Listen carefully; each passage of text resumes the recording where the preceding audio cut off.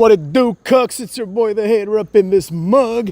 And it's time for a video discussing the Triple H era. Specifically, we're doing 25 reasons why the Triple H era sucks on this episode of Hater Outdoors, motherfuckers. Hater Outdoors. Now let's get to it, all right? This was an easy list to come up with, so, sue me if you don't like it. Reason number one, absolutely nothing happens during the Triple H era. It's been like 4 or 5 months, and it feels like nothing has happened since WrestleMania. There's been a few little rumblings, but they are not sufficient to carry on the wrestling product for 4 months. One shuffling of a group like Judgment Day is not enough to justify everything else that we've been tolerating. Reason number two, it's exactly the same as the last few years. This is my personal gripe. You know what I mean? I don't particularly like this idea that, we've got this situation where we have to pretend, basically, for lack of a better term, that this era is different, right? He, being Triple H, took the reins from Vince, quote unquote, and things have just continued to be the same. Just because you label something doesn't make it that thing. More on that later. Reason number three, another personal favorite of mine. Cody Rhodes is the face of this operation.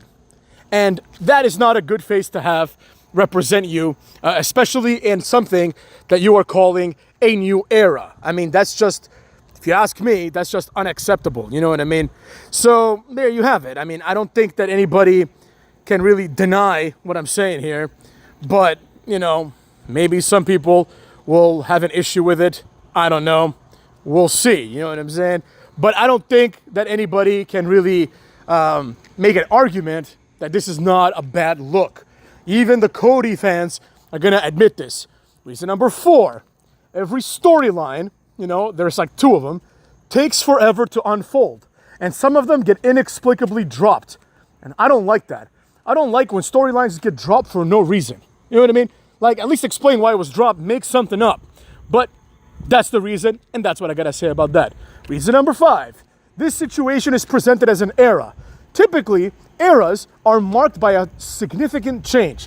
And even if you consider this Triple H era an era, you have to point to the significant change. The fact that Triple H is now in charge and it's not Vince doesn't change anything unless the product changes with it, right? So for example, the PG era represents a complete about face, a complete 180 with respect to the Attitude Era, of course, and even the Ruthless Aggression Era, right? They're making it PG. They're changing the entire perception of it. The change between the Attitude Era and the Ruthless Aggression Era was marked by an exodus of a lot of big names like Goldberg, Lesnar, Stone Cold, The Rock. You know what I mean? Like, it was a new era because it literally was a bunch of new faces that we had never seen and a bunch of old faces who completely revamped their character and their presentation, like JBL. In this era, we've seen absolutely none of that. Cody Rhodes remains the same Cody Rhodes he was before he was champion. The only thing that's changed is he's a champion now, and he's a horrible champion, so that's not good enough. Reason number 6, Triple H's wrestlers, which are a group that in my head are people that completely suck, his wrestlers are all jobbers. It's as simple as that. They're all jobbers, okay? With that being said, we're talking about people like Sami Zayn, Kevin Owens, Cody Rhodes. A lot of these guys just really have no business being in this company at all. And he favors them over, in my opinion, superior wrestlers like Apollo Crews, who has never gotten a chance. Baron Corbin, for some reason, still has a job. There's a lot of things here that don't add up. Reason number 7, main event Jey Uso. That's it. That's the reason. The fact that Jey Uso is now a main eventer is unacceptable. Reason number 8, Gunther's Intercontinental title run. This was a waste of time, a waste of a title run, and in my personal opinion, it conditions the audience to expect long title runs, which have become more of a norm in recent years in wrestling, right? I don't like that because it gives fewer people opportunities, and eventually, after like 3-4 months, every title run really becomes stale, right? Including the Roman Reigns ones. Like, everyone was complaining about that. But at least that one made sense because they're trying to establish Roman Reigns as like a once-in-a-lifetime talent. You know what I mean? Like, they're trying, one lifetime is pretty long. You got Stone Cold in this lifetime. You got John Cena in this lifetime. You got Taker, and they're trying to establish Roman Reigns as the number one. You know, and whether that worked or didn't is another matter for another time. But there's no reason why people like Gunther should have a long title run, because Gunther sucks. Reason number 9, Gunther is a champion, and that's all you need to know about that. Reason number 10, aside from Gunther, nobody has gotten a real push. Nobody has improved their lot in life in the Triple H era. Literally not one person. The only example you can think of is Gunther. You can maybe make an argument for Braun Breaker, but I don't think that the Intercontinental title, because we just established that it's a meaningless title, I don't think this title is anything to write home about. It's not prestigious. Meaning that the fact that Braun Breaker happens to be the Intercontinental Champion doesn't change the fact that he would be in the exact same position as he is, were he to not win the IC title. Meaning, he would still be feuding with people like Jey Uso, you know, who he is far above. So, until Braun Breaker inevitably becomes a world title guy, you know, and even that, I can't give that to Triple H. That's like the most common sense thing you can do. But nobody else has gotten a push. Everybody else is exactly where they were. Main event Jey Uso was main event Jey Uso, and he still is main event Jey Uso.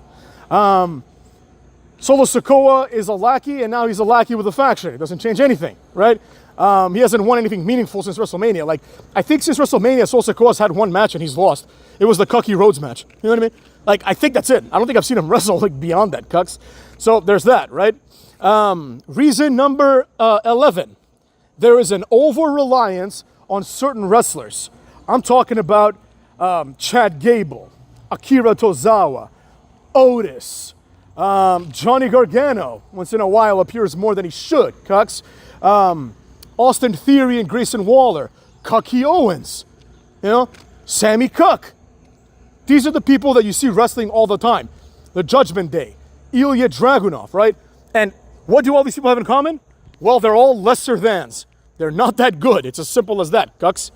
Reason number 12, too many foreign shows and too many foreign PLEs. Now, the hater has no issue with WWE going to Berlin and France and all those other things, but fundamentally, that just kind of throws a wrench in everything, right? All of a sudden, the pay-per-view is at 2 p.m.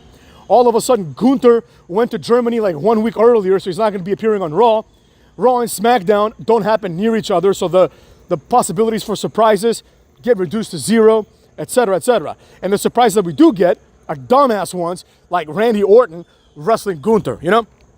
Reason number 13, there are not enough title defenses. That's as simple as it gets, right? The title is defended once every 5 years, you know? They even had a segment with fucking, what's his face? With Adam Pearce, where like Kofi Kingston, more on him a little bit later, Kofi Kingston says like, Judgment Day hasn't defended their title in 2 months. What? Well, what are we watching then? Well, we know the world champion isn't gonna wrestle at all, right, on TV. So you would think that the tag team titles are a perfect example of something that should be defended on TV, because they're the tag team titles. You know, they're a throwaway jobber belt, especially now. So not enough title defenses of any sort, let alone world title defenses. Reason number 14, too many wrestlers are just not showing up. This is almost like a two-part reason. They're not showing up in the sense that they're not doing anything interesting, and they're also not showing up in the traditional sense that they are not showing up. Like, they just don't go to work, motherfucks. They just don't go, or if they do, they wear a suit. You would think, like, if you watch SmackDown for like 8 weeks in a row, you would think Cody Rhodes is some sort of executive. You'd think he's like the accountant or something, because this guy never does what he's supposed to be doing, which is wrestling. All he does is talk. Like, he's not Paul Heyman. We have Paul Heyman for that kind of stuff, and we need Cody Rhodes and people like that to wrestle. Reason number 15, the payoffs have sucked. They've been predictable, they've been bland, and they have been uneventful. Oh, Liv Morgan joined the Judgment Day. Ooh, great. Nothing would have changed if she didn't. It makes no difference that she's part of Judgment Day. But anyways, let's move on. Reason number 16, Odyssey Jones. All right, they pushed Odyssey Jones. They didn't vet him correctly. Turns out this guy has domestic abuse allegations, or so I hear, right? And he's been fired, it looks like, right? So there goes that storyline that they wasted 8 weeks on. And this is an important point for another video, so I won't waste any time on it. But it also makes Xavier and Kofi Kingston look like morons. Reason number 17, there have been no new signings of note, right? No noteworthy wrestler has been signed in these last 4 or 5 months. Likewise, no noteworthy wrestler has debuted in the last 4 or 5 months.